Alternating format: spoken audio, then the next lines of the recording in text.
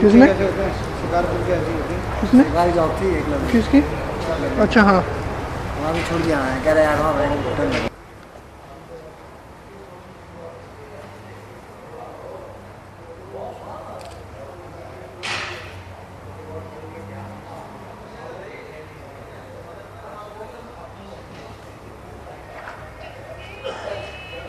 अध्यक्ष श्री नानक चंद्र से आग्रह करूंगा कि वो उनको मंच पर लेकर के आए।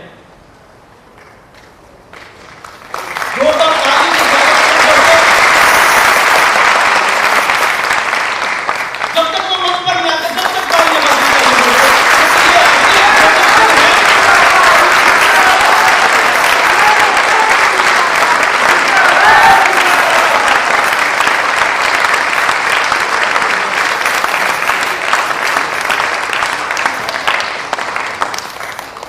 दोस्तों इसी कड़ी को आगे बढ़ाते हुए मार्गदर्शक, शांत स्वभाव के, सभी का मन मोह लेने वाले, सभी का मन जीत लेने वाले आदरणीय श्री जेएस बदन साहब 1962 आईएएस के बैच के हैं, केरला कैडर से हैं। भाई हमारे जो राष्ट्रीय अध्यक्ष हैं श्री नानक चंद जी और श्री बालकृष्ण महाराज जी, उनसे निवेदन करना काजला साहब से उनको मंच पर लेकर के आए।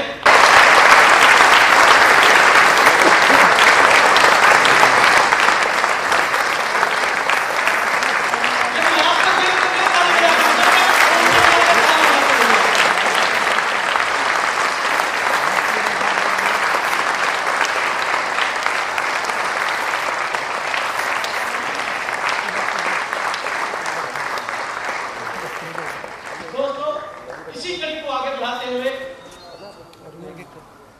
मैं हमारे विस्फोटक वक्ता है हमारी संस्था के, और उनसे व्यक्तिगत तौर पे मैं बड़ा प्रभावित हूं। वो हमारे बीच में है। उनका नाम लेने से पहले मैं इतना ही कहूंगा कि जिस तरह की आग उनमें है, भगवान उस आग को बरकरार रखे और वो हमारा मार्गदर्शन करते रहे। आदरणीय डॉक्टर तारा सिंह जी से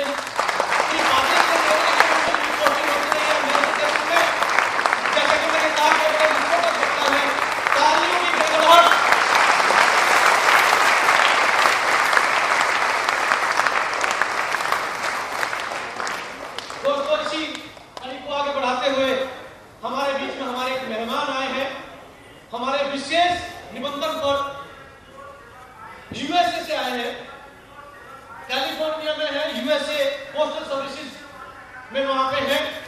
हमारे स्पेशल आग्रह पर हमारे बीच में उपस्थित हुए हैं।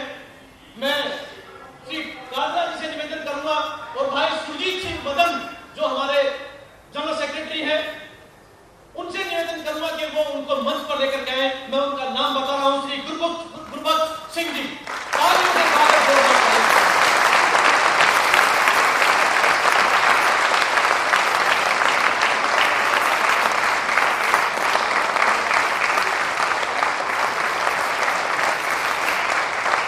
और हम भारत में आपका स्वागत करते हैं।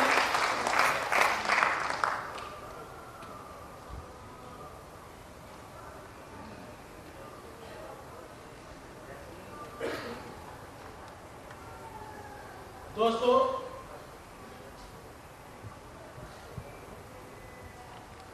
कहते हैं सोशल जस्टिस की मसाल लिए हुए हमारे बीच में हमें निरंतर मार्गदर्शन देने वाले हमारे राष्ट्राध्यक्ष युवा, मैं कहूंगा उनको, जिस तरह से उन्होंने हमें मार्गदर्शन दिया है आदरणीय श्री पीएस कृष्ण साहब की अध्यक्षता में, आदरणीय श्री जेएस बदन साहब की डायरेक्शन से, डॉक्टर तारा सिंह जी की डायरेक्शन से, मैं उनसे निवेदन करूंगा कि वो चंद शब्द हमारे राष्ट्राध्यक्ष हैं उसकी हैसियत से हमें बताएं। आदरणीय श्री नानक चंद जी, तालियों से जोरदार स्वागत करें।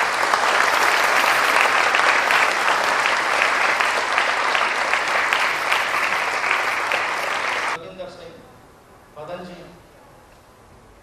परम आदरणीय डॉक्टर तारा सिंह जी, परम आदरणीय हमारे यूएसए से आए गुरबख्श सिंह जी, हमारे इस सभागार में उपस्थित विभिन्न प्रांतों के मेरे प्रदेश अध्यक्ष, जिलाध्यक्ष, मेरे तमाम सम्मानित सदस्यगण, मित्रों, एक लंबी लड़ाई वीकर सेक्शन की, दलितों की, कृष्ण साहब के नेतृत्व में लड़ाई प्रारंभ वर्षों पहले हुई, जब श्री कृष्ण जी ने भारतीय प्रशासनिक सेवा को ग्रहण किया और उनके मन में तभी से दलितों की परिस्थितियों को लेकर आज तक वे हमारे समाज के बहुत अधिक चिंता करते हुए निरंतर इस समाज को प्रेरणा देते रहे हैं कि किसी तरह ये भारतवर्ष एक बड़ा राष्ट्र, विश्व का लोकतंत्र का महान स्तंभ के दलित इस देश में अपने को कैसे सुरक्षित पाए, कैसे सुरक्षित रखें। और इस लड़ाई को लड़ते हुए उनकी हमेशा ये इच्छा रही है कि दलित स्वयं ही इस बातों को संभालें और देश को सुरक्षित रखें, क्योंकि देश में अनेकों जो समस्याएं दिख रही हैं, जो परेशानियां दिख रही हैं, वर्ल्ड विश्व के अंदर हमें अपने समाज को किस जगह खड़ा देखना चाहिए, राष्ट्र कैसे मजबूत हो। दुनिया के देश इस राष्ट्र की ओर नजरें लगाए बैठे हैं। इस सभागार में मेरे वो मित्र भी हैं जो दलितों को विकास की ओर ले जाने के लिए प्रयत्नशील हैं। ये सुखद वातावरण है इस हॉल के अंदर। इस हॉल के अंदर कई अलग अलग जातियों के लोग इस अपेक्षा के साथ इस समारोह में उपस्थित हुए हैं कि हम देश की राजधानी दिल्ली से एक नारा दें, एक आवाज दें कि इस देश के अंदर इस देश को मजबूती प्रदान करने का हर नागरिक का जो कर्तव्य है वो भी उस कर्तव्य का पालन करते हुए यहाँ पहुंचे। तो मित्रों, उसी कड़ी के रूप में जब मैं कृष्ण साहब की बात कर रहा हूँ तो दलित मैनिफेस्टो का उन्होंने प्राप्त किया, सभी देश की राजनीतिक पार्टियों को दिया। एक ऐसा दलित मैनिफेस्टो था जिसको राजनीतिक पार्टियों ने बड़ा गंभीरता से समझा, पढ़ा और देखा, लेकिन लागू नहीं किया। लेकिन कृष्णन जी इस लड़ाई को लगातार निरंतर लड़ रहे हैं। उसके बाद हमने मसूरी में 2005 में चिंतन शिविर किया, 3 दिन का चिंतन शिविर किया। देश के तमाम वरिष्ठ राजनेताओं ने उसमें भाग लिया और 3 दिन तक सम्मिलित होकर के एक 72 मुद्दों का एक घोषणा हुई। 17 अप्रैल 2005 को देहरादून से, उत्तराखंड की राजधानी देहरादून से, उसको भी देश की राजनीतिक पार्टियों ने गंभीरता से देखा लेकिन लागू नहीं किया। आंशिक रूप से लागू हुआ दलित मैनिफेस्टो या हमारा हिमालय उद्घोषणा के रूप में जो हमारे 72 मुद्दे जारी हुए। साथियों, कृष्णन जी ने 2005 का जो लोकसभा में प्रस्तुत बजट था, आम बजट, उसकी खामियों को भी निकाला। उन खामियों को निकाल करके उन्होंने राजनीतिक पार्टियों के समक्ष रखा, बताया, वित्त मंत्री जी को बताया, प्रधानमंत्री जी को बताया, देश के विभिन्न राजनेताओं को बताया कि 2005 के बजट में जो अपेक्षाएं दिखाई गई हैं, जो घोषणाएं की गई हैं, जो संचार माध्यमों से बताया गया दलितों को कि हमने आपको ये दिया है, वास्तविकता उसमें क्या थी। राजनीतिक पार्टियों ने उस जो बजट का आकलन कृष्णन जी द्वारा प्रस्तुत किया गया, उसमें उन्होंने निसंकोच रूप से ये कहा कि कृष्णन जी, हमें भी मालूम नहीं था, हम पार्लियामेंट में पास करके आ गए कि आपने जो उसमें खामियां बताई हैं। तो दलितों के लिए बात कही गई, उसमें केवल बात की गई। तो ऐसा नेतृत्व हमारे पास है, ऐसा नेतृत्व हमारे बीच है। मदन साहब हमारे मूर्ति साहब से निवेदन करूंगा जो तमिलनाडु से मेंबर ऑफ पार्लियामेंट है, करुणानिधि उनको स्टेज पर लेकर जाएंगे। और एक मुस्लिम मंत्री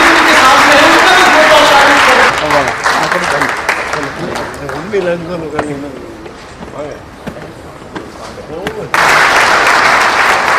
सब्जियों पर चढ़ गया नहीं जल्दी जाना नहीं हो दोस्तों हमारे लिए बड़ी फख्र की बात है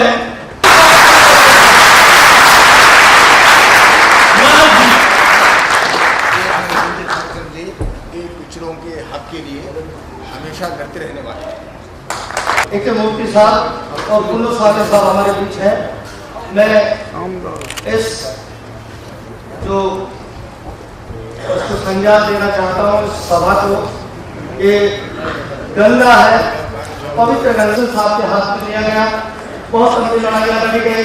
कृष्णन साहब मेरे सामने मेरे समक्ष जो कहा गया है वो दिखावा ज्यादा था, दिया कम था, ये बातों में उन्होंने नाराज नहीं किया और वो निरंतर इस लड़ाई को लड़ रहे हैं, इस लड़ाई में चल रहे हैं। तो मैं बताना चाहता कि जल्दी ये राष्ट्र मजबूत रहे, ये देश मजबूत रहे, उसके लिए आवश्यक है तो उस राष्ट्र में रह रहे वीकर सेक्शन संक्षेप में मुझे निर्देश हुआ मेरे जनरल सेक्रेटरी का कि फोरम के बारे में बताएं। फोरम निरंतर कार्य कर रही है। ये वीकर सेक्शन दलित वर्ग का दिल्ली तक आना आसान बात नहीं है, तो लोगों को यहाँ तक पहुँचने के लिए बहुत संघर्ष करना पड़ता है, बहुत लड़ाई लड़नी पड़ती है। इस सभा का लोकसभा चुनाव बहुत जल्दी संपन्न होने जा रहे हैं। लोकसभा चुनाव में हमें बहुत अपेक्षा है, बहुत बातें हैं। लोकसभा से पहले एक सदन चलेगा है, उसमें जो अपेक्षाएं हैं, जो माननीय PS कृष्णन जी चिंता बार बार व्यक्त कर रहे हैं कि आगे हमारे जनरल सेक्रेटरी साहब इस मंच को संचालित करें। हमारे आज के मुख्य अतिथि जी बहुत शीघ्र हमारे बीच पहुंच रहे हैं ताकि हम इस कार्यक्रम को आगे बढ़ाएंगे।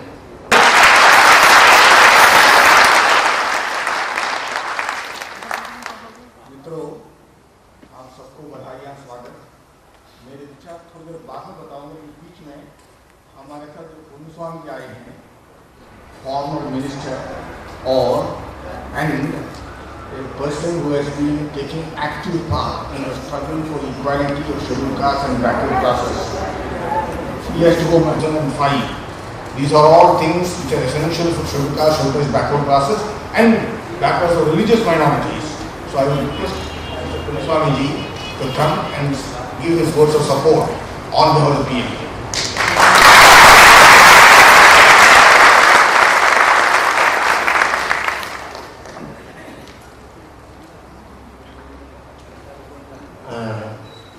Friends, I am very happy to be here, though it is quite unexpected, and it is really heartrending that such meetings are taking place at the expense of all of you. And Mr. Krishnan, I know him very well for the last nearly 20 years and more. And then he was in the commission as a secretary upwards, and he was a member of the commission also about SC commission. And I know him very well, and he is a committed personality, a unique personality for the cause of the doctor. Very able guidance of our revered leader, Dr. Ramadas Ayya, and he is working relentlessly for the upliftment of both the scheduled caste and the most backward and OBC and minorities. Mr. Krishnan knows our leader very well, and our leader likes him very well because of his knowledge and his economy. And he helps us at all times to understand things in a correct perspective. I am only sorry that I do not know Hindi fluently to speak on Hindi. And though I have passed the preliminary in Hindi, and the spoken Hindi is a little difficult for me. And the cause now taken by this National Action Forum for Social Justice. Even tomorrow, the PMK under the leadership of our Dr. Ayya, we are convening a conference tomorrow, that are more or less a seminar-like conference, to discuss about the caste war elimination census. And the government has now come forward.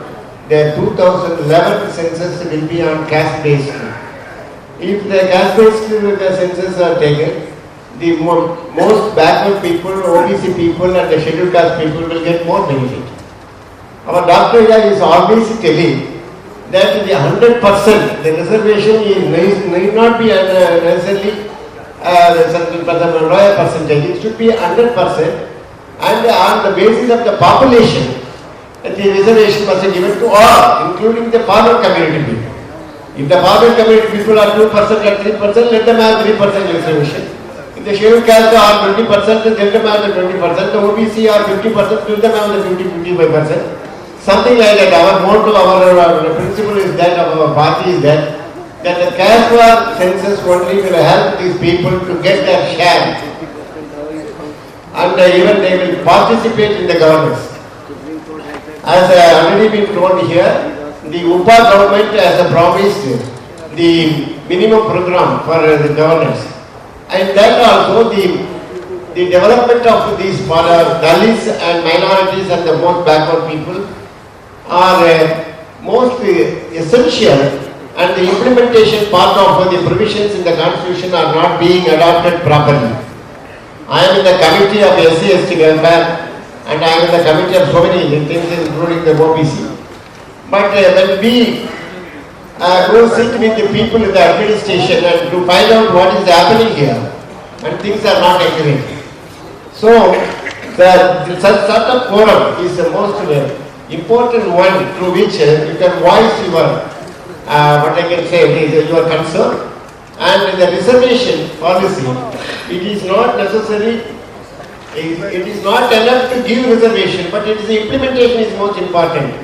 Even in the villages, if you can see, the village people are suffering most. More than 90% of people are not able to get forums, and it will have an impact, and the administration will have to listen to this voice.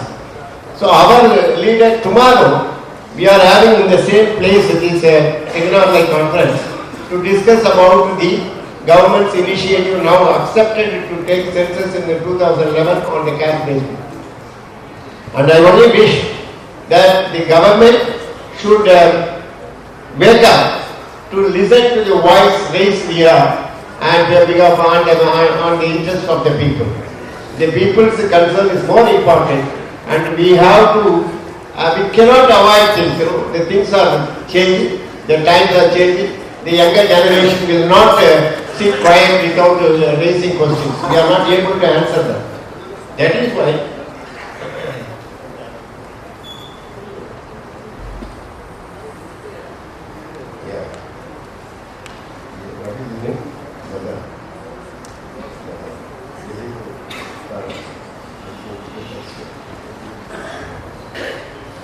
so, regarding as far as our party is concerned, we will fully support you for your initiative, for your cause, and we are behind you. We will stand by you like a rock. Our House leader is more concerned about the interests of the backward people and SC/ST people and minority. Our principles of our party is that we are consisting of the most backward people, the SC/ST people and minority people. The most powerful post of the General Secretary of our party is delivered to a Dalit, and the presidentship is to a backward man, and the treasurer post to a minority man, whether it is a Muslim or a Christian. So our basic principle is that to help these people get the participation, the feeling of importance, and a share in the governance, and that is why our party is relentlessly working under the leadership of our revered leader Dr. Ayya. And our only goal is that these most downtrodden people must get their due share in the governance. And the government overrules. I am not finding fault with any single party government or the government which now rules or has ruled already. But nobody is interested in safeguarding the interest of these Dalits and these backward community people. And we have to fight relentlessly against all odds. And our only effort is that the collectiveness, that is united. If we are united, if you stand united, then definitely we will get the goal realized. All our concerns. Only the unity we have to unite, organize and agitate. Only then we can listen, we can be heard. So we have to get unity first. Unity is the most important and vital basic need of the people. That we have to raise against all odds like one voice and one man. And unity is an important vital weapon only with which we can win all our expectations. So our leader Dr. Ayya will address tomorrow. There are more eminent people. Our Mr. B.S. Krishna also will be here tomorrow. We will request you to be here. He said that he is going to Hyderabad and all that, but our leader likes him very much, and he will be very much like to have him here tomorrow also. So they are there. Really, very good eminent people. Mr. B.S. by our eminent leader to voice the concern of these downtrodden people. He is one party which expresses all his concern in the open parliament and all issues, and most especially for the cause of this Dalit, backward people and minorities. And once again, I thank you very much for that. We will stand by you solidly for your concern and cause, and we will work for you relentlessly. All of our principle is that to work for the upliftment of all the people. Mr. Ponnuswamy ji, MP, Former Minister, and Mr. A.K. Murthy, MP, also the same party and standing for. I thank Mr. Ponnuswamy for fully supporting the agenda. मैं अंग्रेजी में बोल रहा हूँ, अंग्रेजी में बोलना पड़ता है क्योंकि सब लोग नहीं जानते हिंदी, लेकिन सीख रहे हैं. तो I thank Mr. Ponnuswamy for the support he has given on behalf of classes, most backward classes and the scheduled castes in the legal section for stranger for this agenda. After seeing a similar agenda, he called a conference of most backward classes in Chennai in 2002 and invited me also to speak about that particular report, in which all these things are contained. So there is nothing strange to him. All these are his own ground, and all that we want is their pressure and strength to see that all these things are implemented properly. The promises are there in the CMP on many of these matters, but not implemented. No budget for that, no organization for that, no institutional structure for that. It just took as a promise. These promises are converted. Promises not given have to be secured before the elections.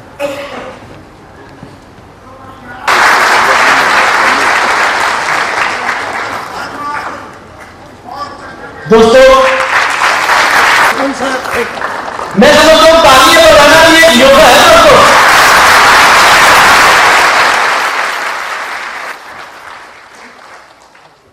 मैं आपको एक और खुशखबरी दे दूं.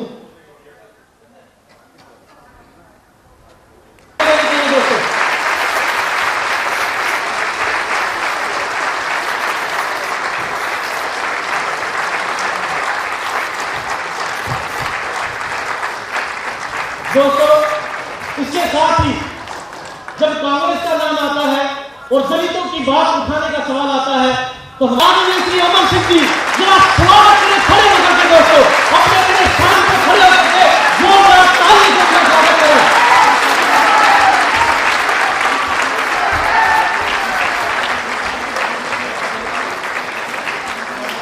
आज Shri APC flag company के उपस्थित हमारे को आगे बढ़ाते हुए भगवान सुप्रीम कोर्ट के सीनियर एडवोकेट हमारी एडवाइजरी काउंसिल के सदस्य हैं, वो भी हमारे बीच में उपस्थित है. उनका भी मेरे के साथ अनुरोध कर रहे हैं बहुत बड़ा काम करना चाहते हैं. हमारे बीच में है वो उनसे भी मेरे को जो मन कर रहे हैं डॉक्टर कृष्णा जी.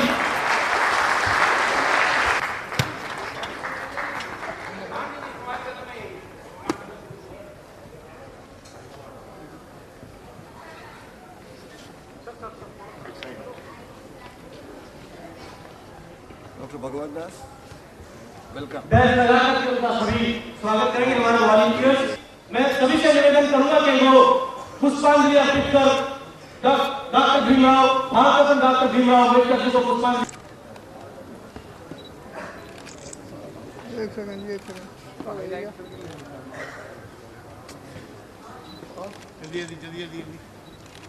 जल्दी हाथ आप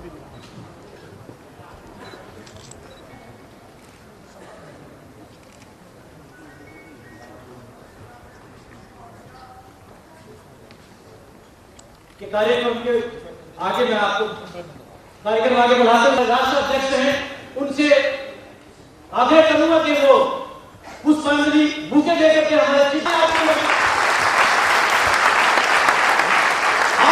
क्रीम जैसे से सब्जी भुजिया बनाने में आपके स्वागत करें। स्वागत की कड़ी में आगे की देश बदल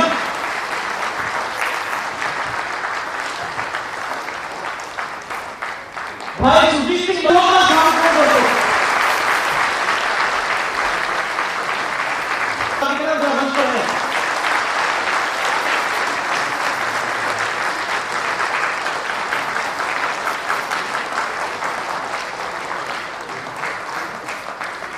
आज ये सुनी थी ऐसी बात है जिसे निवेदन करूंगा कि अपनी आप आनंद जी का स्वागत करें। जेठ बदल साहब का स्वागत करें।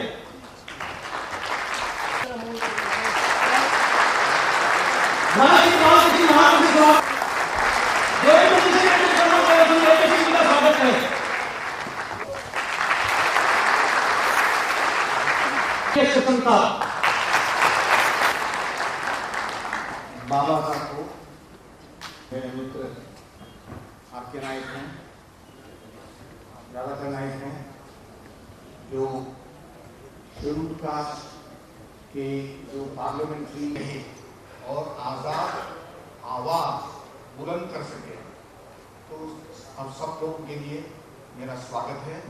हम ज्यादा फॉर्मेलिटी नहीं जाएंगे, क्योंकि ठोस चीजें चाहिए schedule caste, schedule tribe, backward classes, including SC, ST, BC, जो रिलीजियस माइनॉरिटीज में भी SC, ST, BC है, इनके लिए ठोस चीजें चाहिए।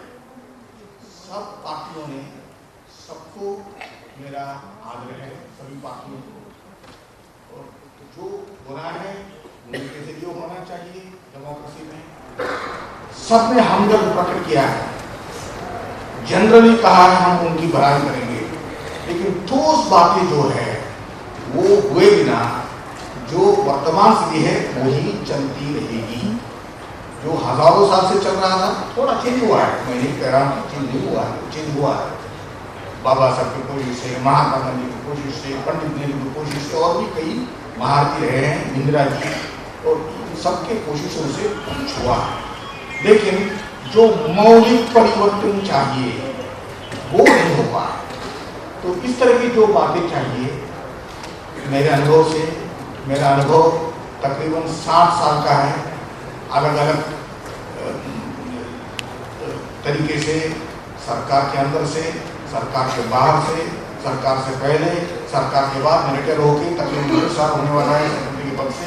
तो मेरा जो अनुभव है, आप लोगों से मेरा संपर्क रहा है, आप लोगों से मैंने चर्चा की है, गाँव में, कई गाँव में भटक चुका हूँ, हर जगह मैंने जो पाया है उस सब अनुभव को एकत्रित करके दलित मैनिफेस्टो 1996 में रचाया गया था। उसके बाद भी कई डॉक्यूमेंट्स बने हैं, इसके आधार पर इससे मिले हुए कई डॉक्यूमेंट्स का जिक्र भी है। हिमालय कॉर्पोरेशन जो आखिरी था 2005 का, और ये सब नेशनल एक्शन फोरम के ऑस्पिसेस में किए गए हैं, जो आपकी संस्था है, जो गैर राजनीतिक है, लेकिन सभी राजनीतिक पार्टियों से अच्छा संपर्क रखे, सबकी मदद से SC, ST, BC, minority BC के लिए जो चाहिए जो बातें उसकी प्रमोशन करने की कोशिश में है। मैं इसमें कुछ बातें कहूँगा। हमारी कोशिश है कि इन ठोस बातों पर जो इलेक्शन से पहले हो सकते हैं, जिसके लिए वर्तमान यूपीए के CMP में और प्रेसिडेंट ने जो स्पीच दिया 7 जून 2004 को पार्लियामेंट के सम्मिलित सभा में, जिससे वो नेशनल कॉमन इम्यून प्रोग्राम हो गया था, उसमें जो वादे हैं जो पूरा नहीं हुए वो अभी पूरा करो। इलेक्शन से अभी थोड़ा खिड़की खुला है, उसमें से जल्दी कर दो, उसकी बातें मैं कहूँगा। और भी कुछ चीजें हैं, यूनाइटेड फ्रंट जिसमें बोला अमर सिंह जी की पार्टी भी सम्मिलित था, उनके गवर्नमेंट में भी उन्होंने पूरा दलित मैनिफेस्टो अपनाया था, लेकिन वो गवर्नमेंट अल्पायु था, इसलिए ज्यादा नहीं कुछ किए, ज्यादा नहीं कर पाए, उसको भी बाद में टाला गया। मैं बताऊंगा कैसे। फिर जो अपोजिशन पार्टीज हैं उनको भी हमारा कदर है, उनको भी हमें शुभकामनाएं हैं, वो भी कहीं कहीं पावर में आएंगे, कभी पावर में आएंगे। जब आएंगे हम चाहते हैं उनसे कि कमिटमेंट ये आप जल्दी पूरा करो। ठोस चीजें चाहिए, पूरी चीजें चाहिए, और उसके साथ प्रावधान भी होना चाहिए, उसके साथ ऑर्गेनाइजेशनल इंस्टीट्यूशनल स्ट्रक्चर भी होना चाहिए और सही व्यक्तियों को चुनना चाहिए। नहीं तो सही इंस्टीट्यूशन, सही पॉलिसी को रिपीट किया जाएगा और गलत व्यक्ति रहेगा। इसमें जो मुद्दे हैं हमारे यहाँ सभी आ चुके हैं, जो भी डॉक्यूमेंट से पहले आए थे, दलित मैनिफेस्टो और भोपाल डिक्लेरेशन और फिर कॉन्स्टिट्यूशन कमीशन का जो सिफारिशें थी वेंकटाचलैया के नेतृत्व में, उससे मैं संबंधित मेंबर के रूप में नहीं, एडवाइजर के रूप में जो रिप्रेजेंटेशन चाहा था, आनंद जी को मालूम है। फिर ये सब मिलके दलित ये इसमें आ गया है हिमालय कॉर्पोरेट डेस्टिनेशन में। उसमें 72 मुद्दे हैं, इनमें से कुछ यूपीए के सीएम में आ चुके हैं। मैं उनका बहुत कम संक्षेप में बताऊंगा क्या क्या है ये, और इस पर हम चाहते हैं कि मुलायम सिंह जी पार्टी जो अमर सिंह के लीडरशिप में है और राधाकांत नायक, आर के आनंद और जयकिशन ये हैं कांग्रेस के, और कांग्रेस की तरफ से भी मैं चाहता हूं कि वो बड़ी पार्टी है, पावर में है, अब भी कर सकते हैं कुछ चीजें, और उनसे भी मांगूंगा ये सब अभी कीजिए, कुछ चीजें अभी करने लायक हैं, तैयार हैं। एक है comprehensive migration programme for all lands of schedule caste and schedule tribes. इस पर मेमोरेंडम दिया गया है सोनिया जी को, प्राइम मिनिस्टर को, कई नेताओं को, उनसे मिल भी चुका हूं, जिसका इंपॉर्टेंस बताया हूं। जिनके पास 1 एकड़ हो, 2 एकड़ हो, उनके लिए एक माइनर इरिगेशन, उनके सिंचाई योग्य जमीनात के लिए, असिंचित जमीनात के लिए अगर दिया जाए तो 3 फसल काटेंगे, उसके बाद मजदूरी के लिए जाएंगे, बच्चों को स्कूल में शरीक करेंगे, उनकी महिलाएं अपने ही खेत में काम करेंगे, और उसके साथ साथ जो एनिमल हस्बेंड्री है वो भी करेंगे, पोल्ट्री है वो भी करेंगे। इसका प्रॉमिस है यूपीए के कॉमन मिनिमम प्रोग्राम में और कांग्रेस के 2004 के मैनिफेस्टो में, लेकिन दुर्भाग्यवश अभी तक वो इम्प्लीमेंट नहीं हुआ है, क्योंकि 1 रुपया अलग शेड्यूल कास्ट के लिए नहीं रखा गया है। किसका जिम्मा है ये नहीं बताया गया है। इससे अब तक इस पर कोई कार्रवाई नहीं हुई। ये अभी होना है। 10,000 करोड़ रुपए रखिए इसी के लिए, 10,000 करोड़ रुपए इसी को रखिए।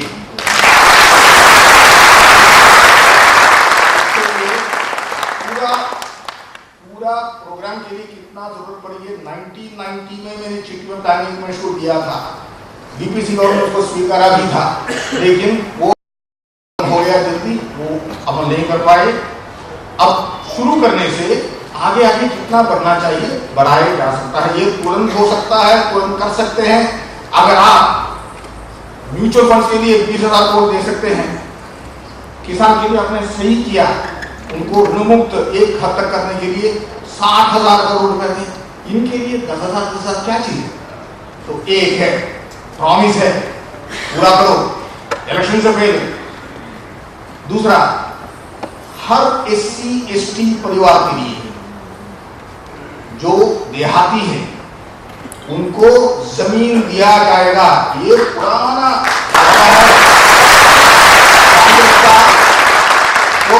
लैंड टू द टिलर, उसका मतलब हर टिलर को जमीन, जो टिलर नहीं है उसको जमीन नहीं देना चाहिए, जमीन नहीं रखना चाहिए। ये भी प्रॉमिस है। उसको इरिगेशन का ये पहला प्रोग्राम है, उसको साथ साथ करने का भी है, वो भी तुरंत करो। ये है जो 80% SC, 80 से ज्यादा देहात में उनके लिए है।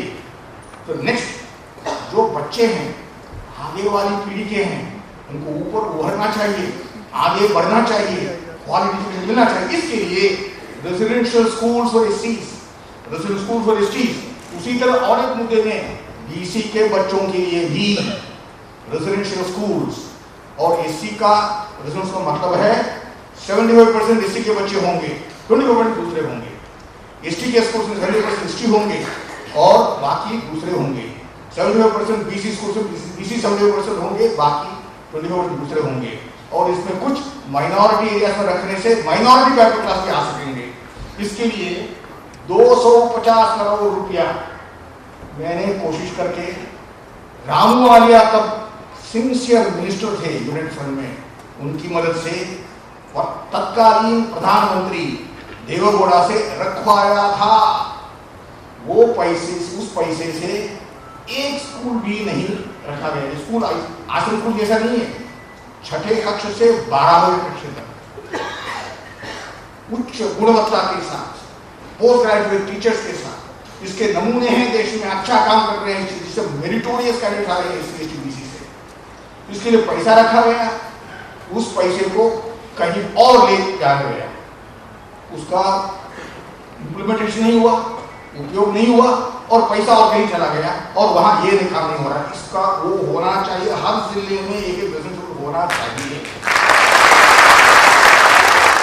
मैं जो गया था 250 करोड़ रखे, वो बाद में 400 करोड़ हो गया था जब और किसी ने उसको ले गया। हर एक स्कूल में, हर एक कॉलेज में, हर एक यूनिवर्सिटी में, including IITs, IIMs, professional institutions, Indian में, फॉरेन में, सब में रिजर्वेशन के सम शेयर SC ST को होना चाहिए। उसी तरह BC के लिए भी रखा गया है। BC का मतलब है इंक्लूडिंग माइनॉरिटीज के BC, SC का मतलब है इंक्लूडिंग सिख, बौद्ध SC जो माइनॉरिटी के हैं, ST में भी वैसे ही। तो इनको रिजर्वेशन का शेयर देना चाहिए। फिर इसमें हम और एक कहना चाहते हैं, प्राइवेट एजुकेशन इंस्टीट्यूशंस का बिल, रिजर्वेशन बिल, सरकारी संस्थाओं में रिजर्वेशन का बिल एक्ट बन के 2000 में वो सुप्रीम कोर्ट में स्थगित होकर वहां अच्छी तरह लड़कर मैंने उसका मार्गदर्शन दिया था भारत सरकार को as honorary adviser minister HRD का, और हमने सभी चीजें अच्छी तरह पेश करने से सुप्रीम कोर्ट में हम जीते। 10 अप्रैल के उनका जो जजमेंट था, लेकिन जो 93rd अमेंडमेंट था कॉन्स्टिट्यूशन का, जिससे 15 आया, उसका उद्देश्य था प्राइवेट सेक्टर के इंस्टीट्यूशंस को भी रिजर्वेशन के दायरे में लाया जाए। वो बिल नहीं पास हुआ है, उसको पेश भी नहीं किया है, उसको तुरंत इस सेशन में पेश करना चाहिए। ये भी एक मुख्य मुद्दा है। फिर CMP में जो वादा है, reservation act for SC ST employment में जो सरकारी नौकरी में रिजर्वेशन का प्रावधान है, वो सब एक्सिक्यूटिव ऑर्डर्स हैं। उसके जगह एक्ट बनाना चाहिए बोल के हमारे दलित पार्टी से लेकर डिमांड रहते आया है, और यूपीए कॉमन प्रोग्राम में वो भी वादा है। 4 साल हो गए, बिल तैयार है, इस सेशन में पास होना चाहिए, जो भी हंगामा हो ना हो। न्यूक्लियर बिल के बारे में हो, मेल्टडाउन के बारे में हो, इनमें वो सब चलता रहेगा, हम उसके बारे में कुछ नहीं कह रहे हैं, उसके बारे में हमारा राय नहीं बोल रहे हैं, उसके लिए महार किया है वो कर लें। लेकिन उसके बीच में से ये बिल निकालिए, रिजर्वेशन एक्ट जो तैयार है, ग्रुप ऑफ मिनिस्टर पास किया है, कहीं चूक न जाए, अगर चूक जाएगा तो मुश्किल होगा। एक्ट रहना बहुत जरूरी है, 100 ऑर्डर्स काफी नहीं है, 100 ऑर्डर डिस्ट्रिक्ट भी हो सकता है, किसी को मालूम होगा। अगर एक्ट हो तो रूल भी स्टैट्यूट में होगा, कोई परिवर्तन होना, अमेंडमेंट होना हो तो वो भी पार्लियामेंट पेश करना पड़े, सबको मालूम हो जाएगा। तो प्राइवेट सेक्टर एजुकेशन रिजर्वेशन और reservation act for SC ST ये दोनों हो सकते। उसी तरह BC का भी, BC में कुछ मुद्दे हैं, डिस्प्यूट है, वो जल्दी पूरा, उसका भी बिल इसी सेशन में पास हो सकता है। फिर प्राइवेट इंडस्ट्री में रिजर्वेशन SC ST के लिए, फिर IIT जो प्लेसमेंट SC ST BC के कैंडिडेट, तो बैकलॉग का इंटरप्रिटेशन क्या है, 15%, 6.5%, 7.5% से कितना होना चाहिए, जितने हैं उसका फर्क है बैकलॉग। इसका गलत इंटरप्रिटेशन हो रहा है, सही इंटरप्रिटेशन लेके उसको बैकलॉग को निकालना। फिर प्रमोशन में एक ही लेवल, पहले लेवल तक ही है, उसको हटा के सब लेवल पे होना चाहिए रिजर्वेशन प्रमोशन। फिर 1997 तक क्या रोस्टर था, उसमें SC का कैंडिडेट का पहला स्थान था, ST के कैंडिडेट का तीसरा स्थान था। 1997 में एक सुप्रीम कोर्ट के जजमेंट सभावाद कहते हैं, उसका दुर्व्याख्यान करके, मिसइंटरप्रिटेशन करके SC को 7 में फेंका गया और ST को 13 में फेंका गया। 19 से पहले जो रोस्टर था वो रोस्टर वापस लावे, इसके लिए कॉन्स्टिट्यूशन की जरूरत नहीं है, एक और OM होना चाहिए बस। फिर जब PSU डिसीजन होते हैं उसमें रिजर्वेशन चालू रखना चाहिए, उसके लिए MOU में एक आइटम कॉस्ट रखना चाहिए। फिर जुडिशरी में रिजर्वेशन के लिए प्रावधान है आर्टिकल 312 में, उसके मुताबिक जुडिशरी में रिजर्वेशन एक इंडियन जुडिशल सर्विस को स्थापना की जाए और उसमें रिजर्वेशन भी होगा जिससे वो समस्या हल हो जाएगा। तो आर्टिकल 312 को लागू करते हुए जुडिशरी इंडियन जुडिशल सर्विस को कायम करें, इंट्रोड्यूस करें और वही से जहां रिजर्वेशन वहां से रिजर्वेशन प्रसार करें। तो अट्रॉसिटीज हो रहा है, हर दिन हम पेपर में देख रहे हैं, देवास में परसों हुआ था, हर स्टेट में हो रहा है। तो अट्रॉसिटीज के लिए एक्सक्लूसिव स्पेशल होना चाहिए। 1996 में था मांग, 2005 में भी है। ये एक्सक्लूसिव स्पेशल कोर्ट का बिल कैसे बनना चाहिए इसका मैंने एक नमूना भेजा है प्रधानमंत्री को, सोनिया जी को और कई लीडरों को। तो ये रिक्वेस्ट है, ये बिल इस सेशन में पास हो सकता है, पास कीजिएगा। फिर कुछ अट्रॉसिटीज हैं जो सामाजिक बहिष्कार, आर्थिक बहिष्कार, जिससे SC/ST गांव में जूझ रहे हैं जबकि वो अपने कुछ मांग उठा रहे हैं, ये भी इस अट्रॉसिटी एक्ट में जोड़ना चाहिए। फिर 30 to 35 मुद्दे जो हिमालय कॉन्फ्रेंस सफाई कर्मचारी से जुड़े हुए हैं उनका भी इंक्लूड होना चाहिए ताकि सफाई कर्मचारियों को अपना हक मिले, इस पेशे से मुक्ति मिल जाए, लेकिन आमदनी ना घटे। फिर उनकी तालीम का भी इंतजाम होना चाहिए। तो सफाई कर्मचारी के जो मुद्दे हैं वो है। तो 37 अटल शुल्क के बारे में है, ये भी चालू होना चाहिए। फिर नंबर 1 मुद्दा है national schedule tribe development authority, दूसरे स्टेट अथॉरिटी, दूसरे डिस्ट्रिक्ट अथॉरिटी।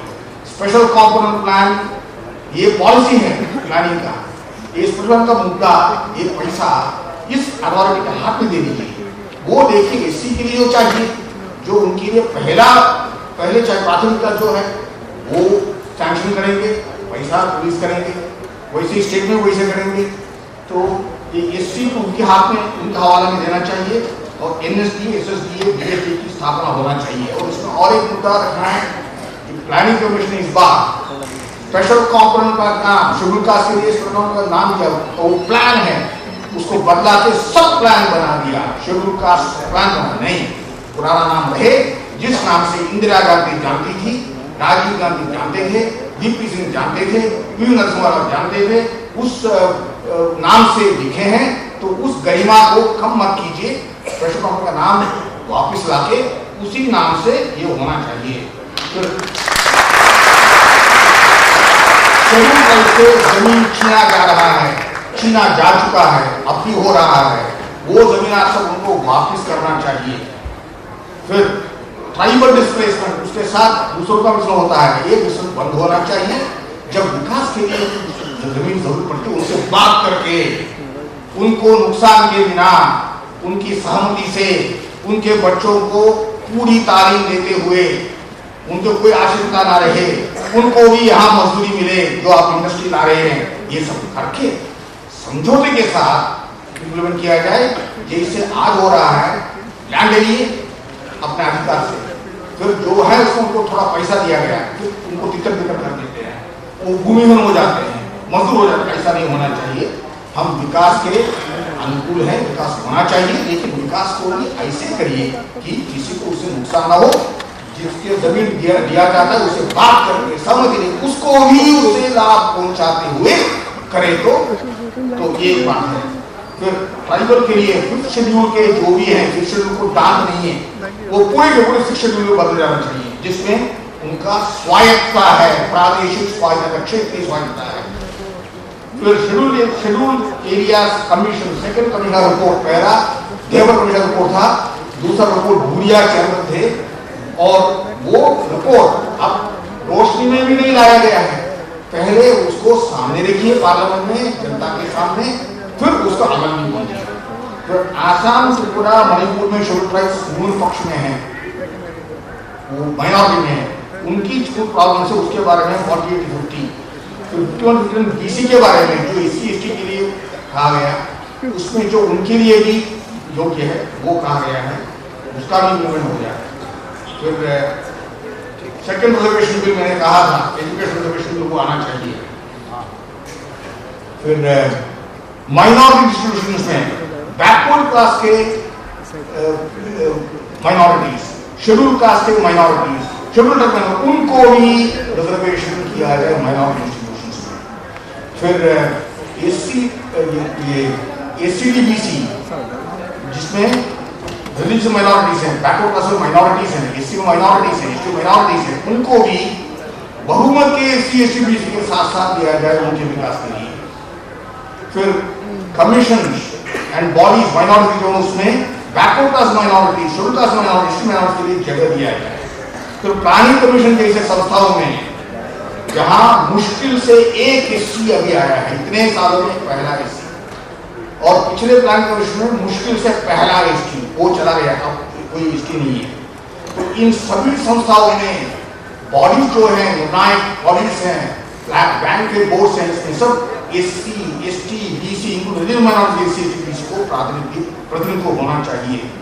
तो सफाई कर्मचारी कमीशन का जो कॉन्स्टिट्यूशन है, कॉम्पोजिशन है, वो सफाई कर्मचारी के लिए स्वीकार हो उस तरह किया जाए, ऐसा नहीं किया गया है।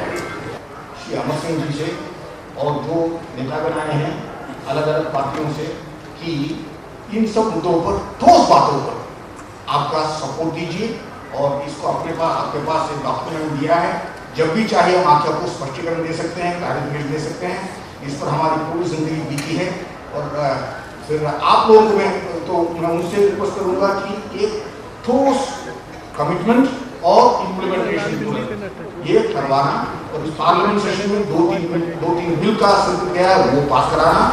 फिर आप सब लोगों से मेरा रिक्वेस्ट है, जब तक शेड्यूल कास्ट समाज, क्षेत्रीय समाज आपस में डिसयूनिटी छोड़ के यूनाइट नहीं होते, जब तक बैकवर्ड क्लास यूनिट नहीं होते, तीनों यूनिट नहीं होते और तीनों के साथ जो उदारवादी हैं मेजॉरिटी कम्युनिटी में, मेजॉरिटी पॉपुलेशन में, उनको भी साथ हुए बड़ा मुहिम तैयार नहीं करेंगे, वादे फुलफिल नहीं किए जाएंगे।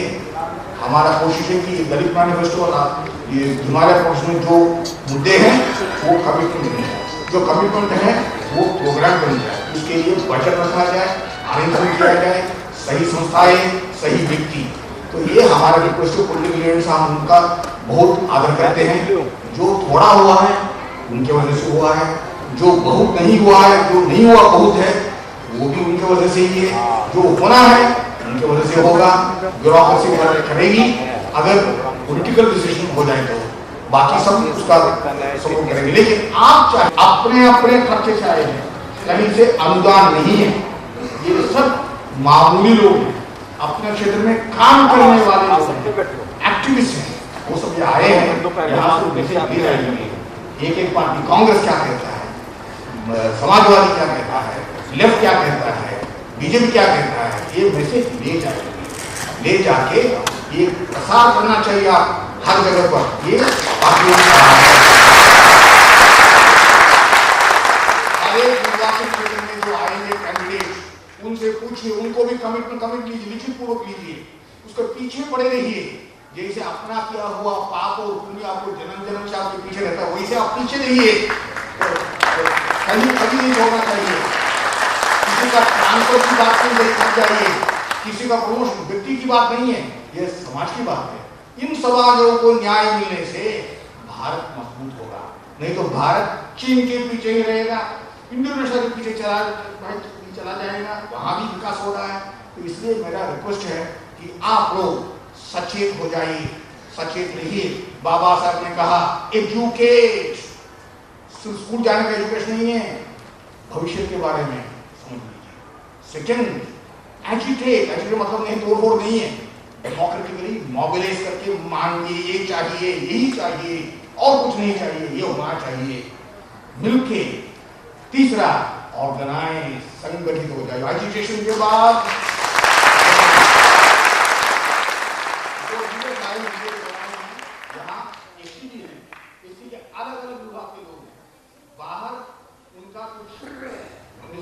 हो सकता है, लेकिन यहाँ सब मिलके आए हैं। बीसी भी है, यहाँ बीसी के अलग अलग लोग हैं, कई राज्यों से आए हैं, साउथ से भी आए हैं, ईस्ट से भी आए हैं, वेस्ट से भी आए हैं, नॉर्थ से भी आए। नॉर्थ तो नजदीक है उनकी रास्ता, लेकिन साउथ से भी आना, ईस्ट से भी आना, वेस्ट से भी आना, ये बड़ी बात है। और इन सबके लिए किसी ने पैसा नहीं दिया है, अपने अपने तरीके से जैसे किया है वो आए हैं और इस प्रतीक्षा से वो एक नया पृष्ठ खोलने वाला है, पुराना अंधेरा चले जाने वाला है। तो इस रश्मि के प्रतीक्षा में ये आए हैं। आप उनको ठोस बातें कहिएगा जो हमने इस डॉक्यूमेंट रखा है, कुछ उसका मैंने एक्सप्लेनेशन भी किया है और भी जो कुछ चाहिए करप्शन में देने के लिए तैयार हूँ, अभी आपकी सेवा में हूँ। सभी पार्टियों का मैं आदर करता हूँ। मैं चाहता हूँ कि ये पार्टियां हमारे आदर के अनुरूप, SC ST BC की आकांक्षाओं के अनुरूप उनके लिए ठोस बातें, ताकि ये समाज का जो बड़ी बीमारी रही है सदियों से वो एकदम हटाया जाए, सब एक जगता हो जाए, एक राष्ट्र हो जाए, मजबूत राष्ट्र हो जाए। ये मेरी प्रार्थना है।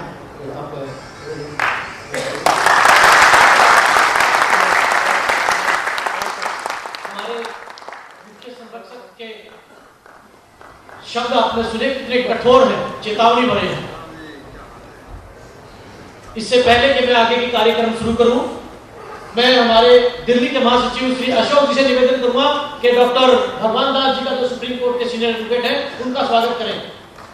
जोरदार ताली से डॉक्टर भगवान दास जी का।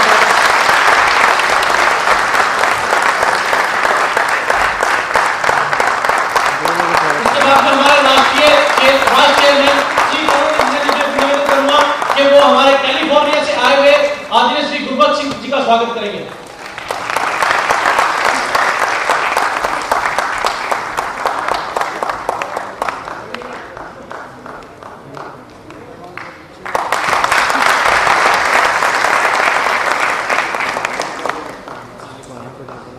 दोस्तों, जैसा कि मैंने कहा कि मीडिया में छाए रहते हैं, वहां पर किसी को नहीं चलने देते। क्या मैं थोड़ी सी गुस्ताखी कर सकता हूं उनके सामने?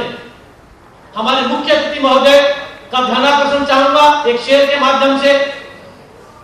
खुशियां हो सिर्फ तुम्हारे लिए, बहारों का गुलिस्ता हो सिर्फ तुम्हारे लिए, कामयाबी की मंजिल हो सिर्फ तुम्हारे लिए, बस एक पल आपका हो हमारे लिए।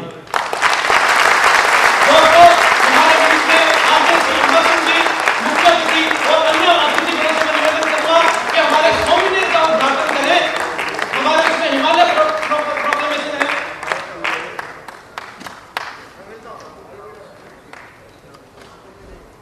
कृष्णा साहब, राष्ट्रीय सामाजिक न्याय मंच, इसके लिए आप लोग सब यहाँ पर देश के कोने कोने से आए।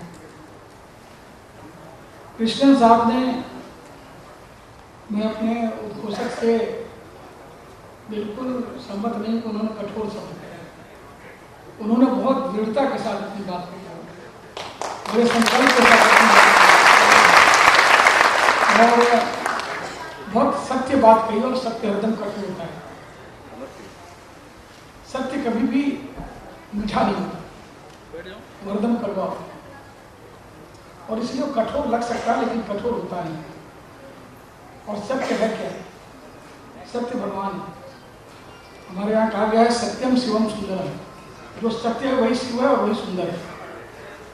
जो असत्य है वो न शिव है और न वो सुंदर है। सत्य ईश्वर रूपी है। और सच तो यह है कि यहाँ नायक साहब भी बैठे हैं, आपके आनंद साहब भी बैठे हैं, मुझे माफ करें। भाषा अलग नहीं है और उसकी कार्यान्विति अलग है। और बहुत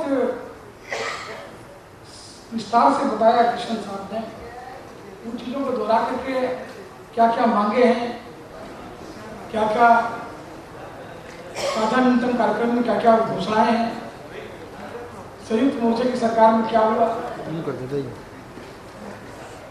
जिस बलवंत सिंह रामूवालिया की बात कर रहे हैं, मैं आपको बताऊं, बलवंत सिंह रामूवालिया का कुछ और ठिकाना नहीं था।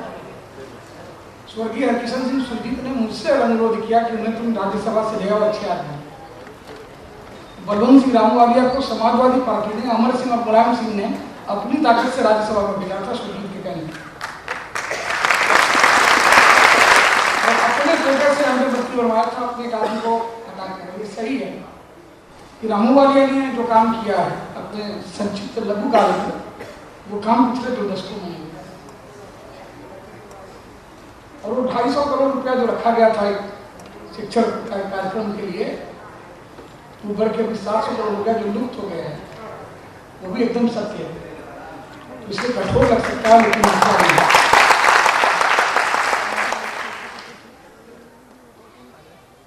अब रहा सवाल ये कि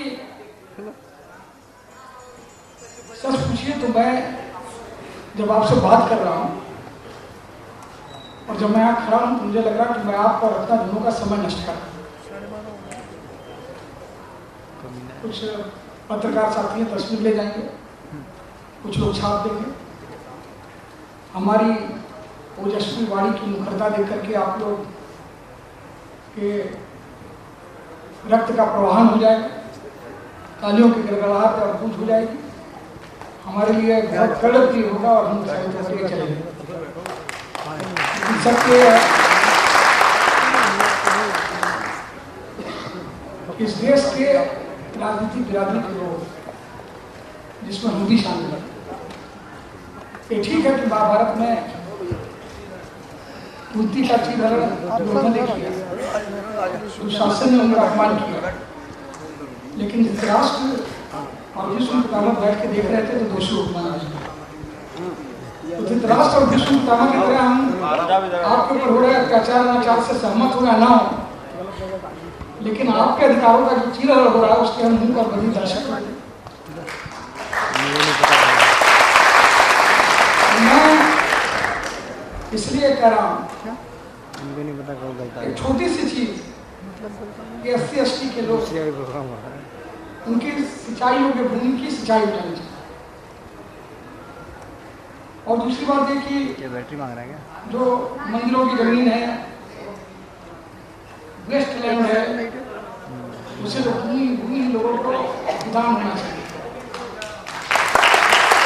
और बात होने दीजिए, अगर यही दो बातें चुनाव से पहले पूरी हो जाए, नागसा बैठे हुए अध्यक्ष समिति के करवा लें पूरी।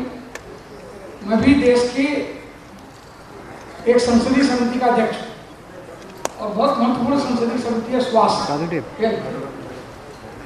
लेकिन हमारी संस्कृति को हमारा मंत्रालय सरकार नहीं मानता। हमारी कमेटी में एक एंटोनी ऐसे व्यक्ति रहे जो कि रक्षा मंत्री हो गए, हमारे साथ काम कर रहे थे। आपको उदाहरण दूं, एम्स के डॉक्टर वेणुगोपाल को न निकाला जाए, ऐसी हमने संस्कृति की। सदन का नियम है कि अगर कोई विवादित बात होती है तो पहले संसदीय समिति के मार्फत जाता है, लेकिन उस समय सरकार वामपंथियों के सहयोग से चल रही थी। कांग्रेस वृंदा कारत ने तय किया कि वेणुगोपाल पिछड़ा विरोधी, तो पिछड़ों के सम्मेलन में कहते यार उन पर मैंने पिछड़े भाइयों से कहा कि हवाई जहाज का चालक और अस्पताल का डॉक्टर भी अगला पिछड़ा नहीं, वो अच्छा या बुरा डॉक्टर। अगर हवाई जहाज का पहले भी इस आधार पर आप रखेंगे और डॉक्टर इस आधार पर रखेंगे तो गलत ऑपरेशन हो जाएगा और हवाई जहाज गलत हो जाएगा और क्रैश हो जाएगा। हमारी ये बात वामपंथी साथियों ने नहीं मानी, रिजर्वेशन के आरक्षण का इसने विरोध किया, इसको लाना चाहिए। मैंने कहा चलो अगर हटाना भी है तो समिति के मार्फत से हटा देंगे, लेकिन समिति को इंतर करके रामदास जी ने किया और हमने कहा कि अदालत से वापस आ जाए, न सदन का सम्मान रहेगा न मंत्रालय, और वैसा ही। अब यहाँ चीन की चर्चा हुई, कृष्णन साहब गलत उपमा है, माफ कीजिएगा। चीन में अगर कोई आंदोलन करता है तो टिएनएनमेन स्क्वायर पर गोली चला दी जाती है। बड़े बड़े नेता अगर कानून की लाइन में नहीं रहते हैं तो बंद कर दिए जाते हैं। यहाँ पर तो वल्लभ भाई का राज है। सदन का फैसला, मंत्रालय का फैसला एक छोटी अदालत हो देती है, आर.के. आनंद साहब का, वो जाकर के अदालत में घंटी ला करके रुकवा देंगे। पूरा system of government of India एक तरफ, आर.के. आनंद ऐसे विधिवक्ता हमारे साथ।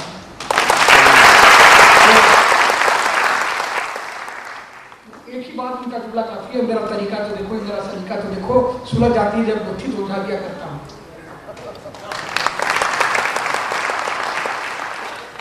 तो आज चीन से हमारी तुलना कैसे हो सकती है?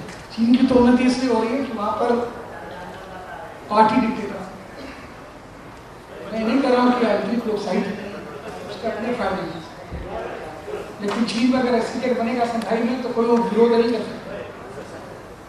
यहाँ बनेगा तो बुद्धदेव भट्टाचार्य नानू ले आना चाहते थे, उसका नोनो। यहाँ पर अपनी अपनी हमारी लोकशाही की भी मजबूरियां हैं। और सबसे बड़ा दोष जो आपका काम नहीं हो रहा है उसके मीडिया, क्योंकि कृष्णन साहब ऐसा व्यक्ति जो अनुभवी है, जो प्रवीण है, जिसको सरकार के अंदर रहने का और समझने का पूरा अनुभव है, ऐसा व्यक्ति निष्क्रिय भाव से आप लोगों को कह रहा है कि चलो चलो काम करें, डॉक्यूमेंट बना रहा है, पेपर बना रहा है, लेकिन उसकी राजनीतिक ताकत नहीं। आज के जमाने में कोई भी परिवर्तन अगर आपको करना है तो आपके हाथ में राजनीतिक ताकत का होना बहुत जरूरी है। और राजनीतिक ताकत, अदृश्य राजनीतिक ताकत नहीं, सीधी, यानी कृष्णन साहब हमें पकड़े, मायावती को पकड़े, कांग्रेस को पकड़े तो कुछ नहीं करा पाएंगे, क्योंकि मायावती की अपनी प्राथमिकता है नोट और वोट, टिकटवा ले जा, नोटवा ले जा।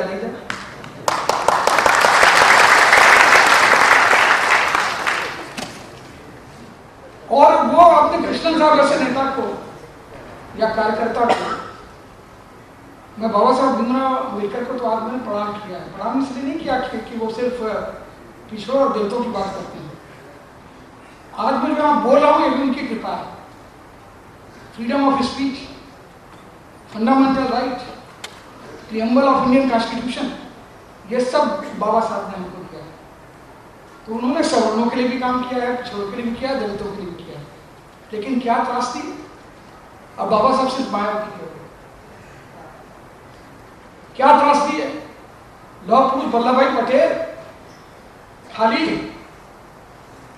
गुजरात में नरेंद्र मोदी के हो गए, पूरे बीजेपी के भी इतने बड़े बड़े राष्ट्र